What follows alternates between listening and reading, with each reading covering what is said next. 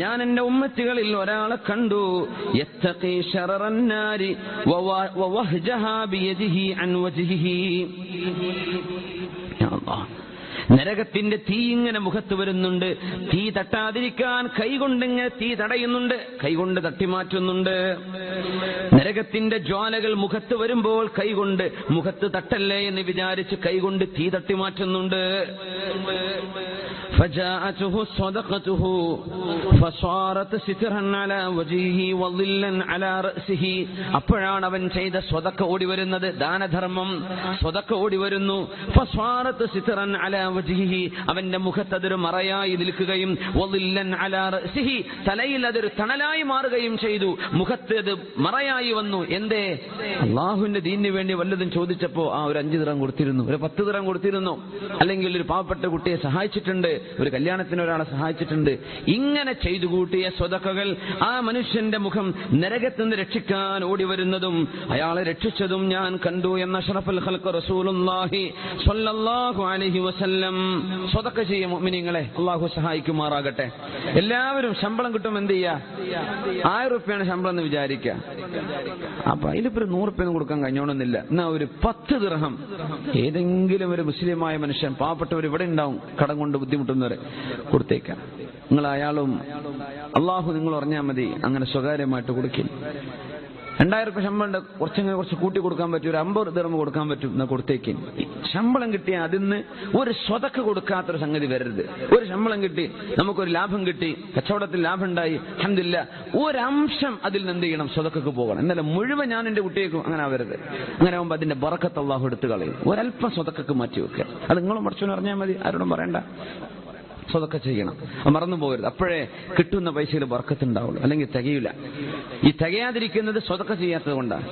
കൃഷ്ണന്മാരൊക്കെ ആണെങ്കിൽ ആദ്യം 5 രൂപ കൊടുക്കുക, ആദ്യം ഒരു 50 കൊടുക്കാൻ പറ്റിക്കൊള്ളുന്നില്ല. ആദ്യം 5 കൊടുത്തിട്ട് എന്ത് ചെയ്യുക? ഒന്ന് പ്രാക്ടീസ് ചെയ്യുക. അൽഹംദുലില്ലാഹ്. നാട്ടിലേറെ നമ്മൾ പ്രവാസികളായ ആളുകളൊക്കെ നല്ല ജനറസ് ആണ്, വളരെ കൂടുതൽ ജനറോസിറ്റി കൂടുതലാണ്, നല്ല ദാനധർമ്മത്തിന് വലിയ വലിയ സംഘം, വലിയ ഈശ്വരി സാഹിബ് പോലെ, നമ്മുടെ മൂസാജി, ഇങ്ങനെ സ്ഥിരം ഇവരൊക്കെ ഇപ്പൊ എല്ലാ ആൾക്കാരും ചെന്ന് ചോദിക്കുന്നവരാണ്. വാരിക്കോരി കൊടുക്കുന്നുണ്ടല്ലോ ഇഷ്ടം പോലെ. നമ്മൾ മുസ്ലിമുകൾ കൊടുക്കണ പോലെ ദാനം ചെയ്യാൻ വേറുള്ളവർക്ക് കഴിയില്ല. അവരത് ചിന്തിക്കൂല, കാരണം എന്താ പൈസ നഷ്ടപ്പെടുത്തുന്നു. നമ്മളത് പോയാൽ നാളത്തേക്ക് സ്വതക്കയാണല്ലോ, നാളത്തേക്കൊരു വലിയ മുതൽക്കൂട്ടാണല്ലോ എന്ന് ചിന്തിക്കുന്നവരാ. അങ്ങനെ സാധാരണക്കാരായ ആൾ എത്രയാ സ്വതക്ക ചെയ്യുന്നത്? എത്ര നമ്മുടെ വലിയ വലിയ സ്ഥാപനങ്ങളൊക്കെ നാട്ടിൽ വളർന്നത് നമ്മൾ ഇവിടുന്ന് കൊടുക്കുന്ന ചെറിയ ചെറിയ 10, 20, 50, 100ഒക്കെയാണ്.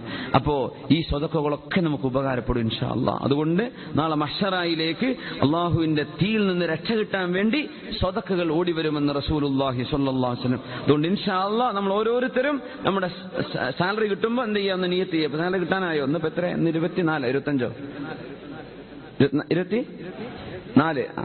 ഒരാഴ്ച കഴിഞ്ഞാൽ അല്ലാഹു ഉസ്താദേ ശമ്പളം കിട്ടിയിട്ട് മാസങ്ങളായിട്ടുണ്ട്, അങ്ങനെ അല്ലാഹു അതൊക്കെ എളുപ്പമാക്കി തരട്ടെ.